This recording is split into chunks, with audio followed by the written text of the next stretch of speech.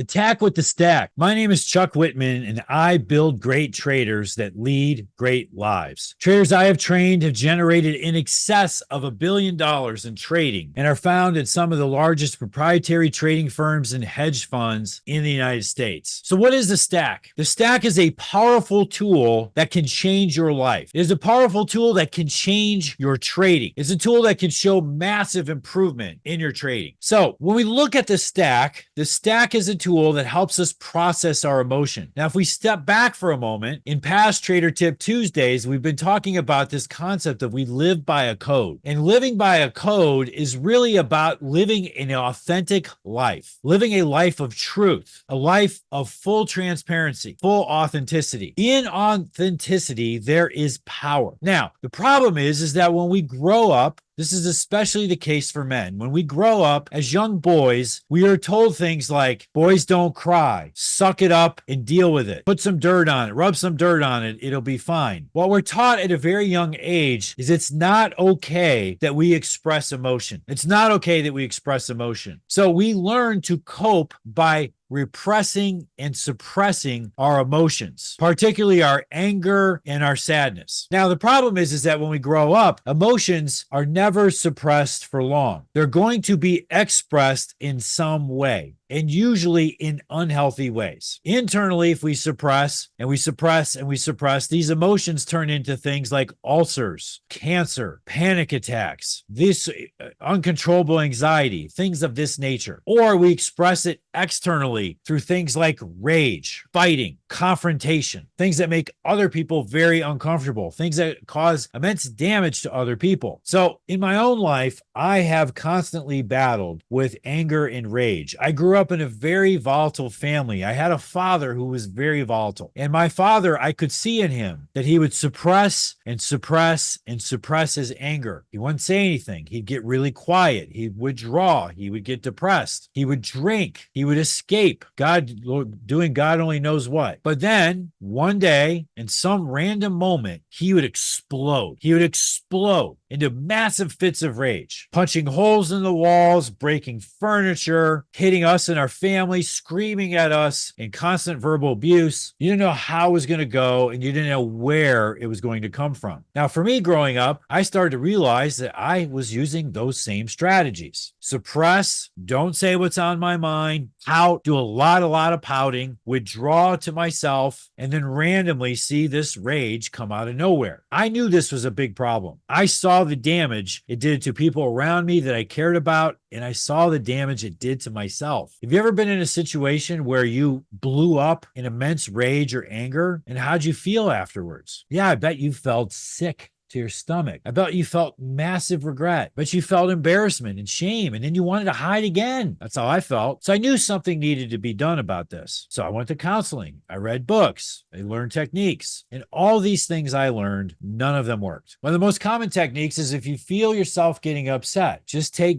deep breaths and count to 10. The idea is you breathe deeply and you count. It relaxes you. Well, for me, it had the opposite effect. I just got more and more pissed off with every number. 2, 3, 4, 5. And by the time I got to 6 or 7, I want to launch a chair out the fucking window. It didn't work. I don't know what to do. When I learned about the Stack changed everything. When I learned about the Stack, I learned the concept that my anger, that my rage could actually be an asset. It could actually make me better. It could actually be a weapon that I use to improve my life. This is revolutionary for me. I was like, wow. I was always trying to minimize it. Now what I was being told is, no, we're not going to minimize it. We are going to embrace it. Wow. What a concept. And that's what the Stack did for me, is it gave me a place to fully embrace all of my anger, all of my frustrations, all of my upset, all of my depression, all of these things in one place. We need to express it, but we need to express it in the right place. Just because you're upset with somebody doesn't mean you can go over and go off on them. Now you're just damaging them in addition to you. But the Stack is a place that you can let it roll. You can get upset as you want. You can say whatever it is on your mind. And see, like we're taught, don't say what's on your mind.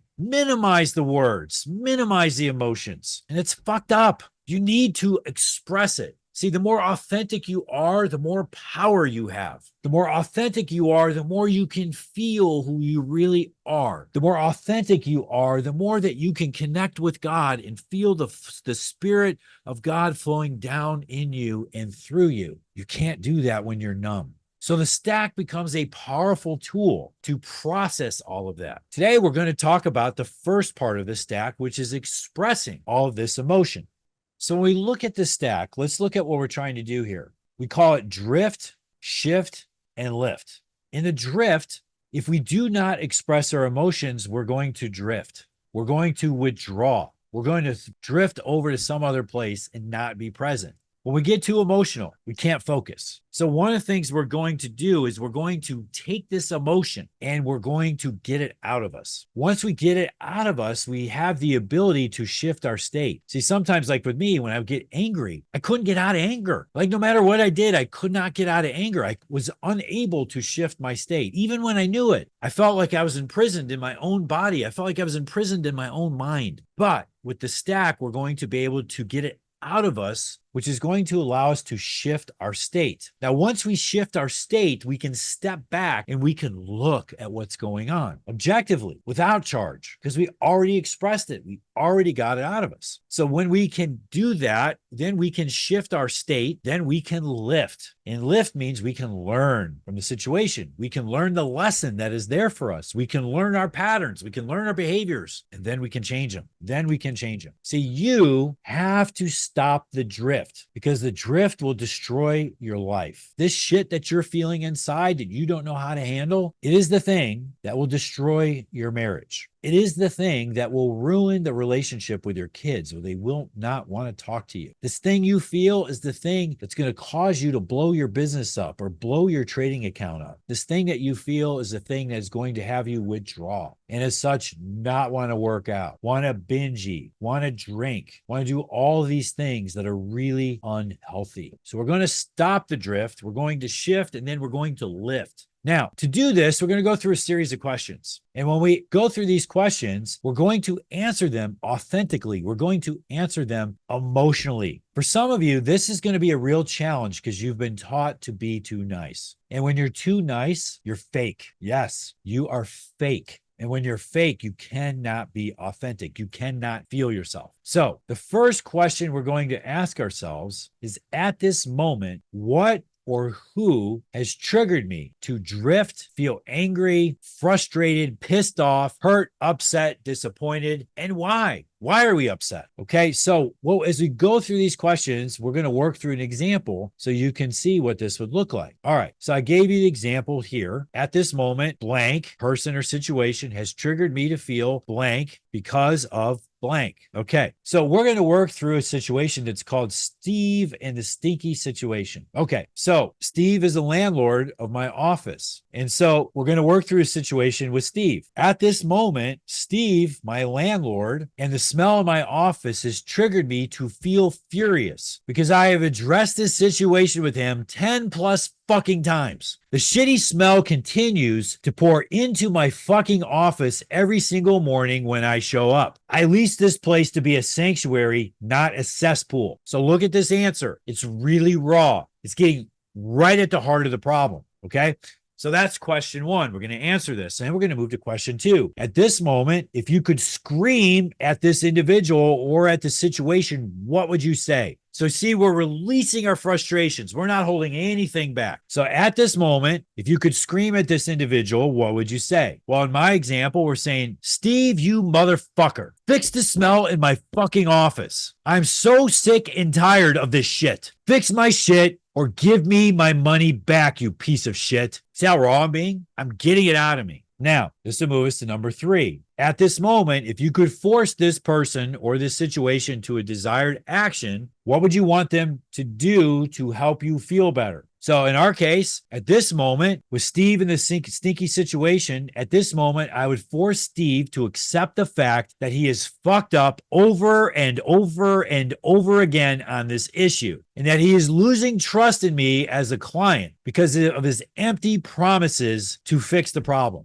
Being very clear about what I would force him to do. I'd force him to fucking fix it. All right, then we move to question 4. At this moment, with no filter or constraints, what do you truly think about the individual or the situation? So blank, name a person, is blank. Okay, so in this example with Steve in the stinky situation, well, Steve is a piece of shit. He's a fucking hopeless property manager, and Steve has crossed the line for the last time. All right, now we move to question 5. I never want to experience, and then list what you don't want to experience. So example, I never want to experience blank, listing what you don't ever want to experience. So with Steve in the stinky situation, I don't ever want to walk into my office and smell the same shit that I'm smelling. I don't ever want to get another email saying that Steve is fixing it and nothing ever fucking changes. I'm being clear about what I never want to experience again. Then we move to the last question. In this moment, if you had to put all your feelings into one singular trigger statement, what would it be? An example is at this moment, the name of the trigger person, should or should not, and then I give a description of the advice that I demand from the individual. So in this case, with Steve in the stinky situation, Steve should fix the smell immediately and stop bullshitting me with his stories. I don't want a story. I just want him to fix the smell so I never smell it again. Okay, so you can see that we have expressed all of this emotion, all of the frustration, and started to get clear about what it is that we actually want. That's what we've done in these 6 questions. Now, we're not done. We're done for this week. We've handled the emotional side, but next week we're going to flip it and we're going to actually start examining it. Now that we push the emotion out, we're going to start examining the situation for what is the lesson we can learn, what are the best scenarios or alternatives to solve the situation, and decide what it is most that we want and to go get it. Now, as I said, I started stacking